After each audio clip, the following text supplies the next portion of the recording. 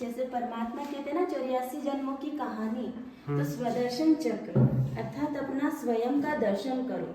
तो स्वयं का दर्शन माना ये जो हमारे 84 जन्म होते हैं, जैसे सतयुग में पहले श्री कृष्ण और राधा का जन्म होता है जब, और वहाँ पे वो 16 कला संपूर्ण होते हैं, और 16 कला उनकी जो स्थिति होती है एकदम संपूर्ण एकदम प्योर, और उनकी वहाँ पे आयु होती है 150 वर्ष, और मतलब उनकी कलाएं होती है 16 कला होती है और आयु 150 वर्ष होती है, और एक युग होता है 250 वर्ष का।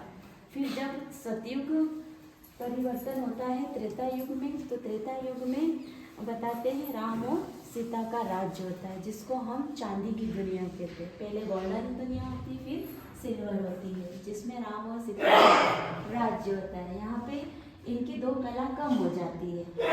जब 2 कला कम होती है, मतलब कहते हैं ना कि कौन सा चांद, पूर्णिमा का चांद, वो 16 कला संपूर्ण होता, पर 2 दिन के बाद उसकी कलाएं कम होती, पर फिर भी उसको संपूर्ण नहीं बोलते। ऐसे ही देवी देवताओं की भी 2 कला कम होती है, पर वो मतलब 14 कला उनकी कहलाती है, और यहाँ पे 12 जन्म होते हैं, और आयु भी 150 वर्ष होती है। फिर सीढ़ी उतरते उतरते आते हैं द्वापर युग में, जिसको हम कॉपर की दुनिया कहते हैं, जहाँ पर हमारे 21 जन्म होते हैं, और डायरेक्ट मतलब कलाएं 8 हो जाती हैं।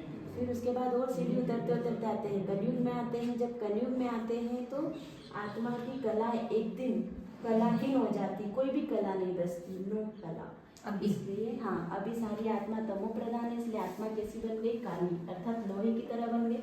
जैसी आत्मा होती वैसा हमारा शरीर होता है। तो इस 84 जन्मों की जो हमारी कहानियाँ होती है, जहाँ से देवी देवता ही सीढ़ी उतरते उतरते उतरते कलयुग के अंत में आते हैं। फिर जब संगम युग में परमात्मा का अवतरण होता है, और परमात्मा फिर से अपने बच्चों को सहज राजयोग की शिक्षा देकर अपने साथ ले जाते हैं, और वापस से हमें इस दुनिया के लायक बनाने के लिए ऐसा हमें कहते हैं कि ऐसे देवी गुण धारण करो। तो जब देवी गुण धारण करेंगे तो हम उनके जैसे। एंड ये कलयुग है, ये कलयुग है ना? हाँ, कलयुग का ऐसा महाविनाश होगा, लोग आपस में लड़ेंगे, अर्थक्वेक होगी, मिसाइलें छूटेगी, ऐसा महाभयानक समय होगा जब इंसानों की आँख खुलेगी और परमात्मा की तरफ आएंगे। चलो।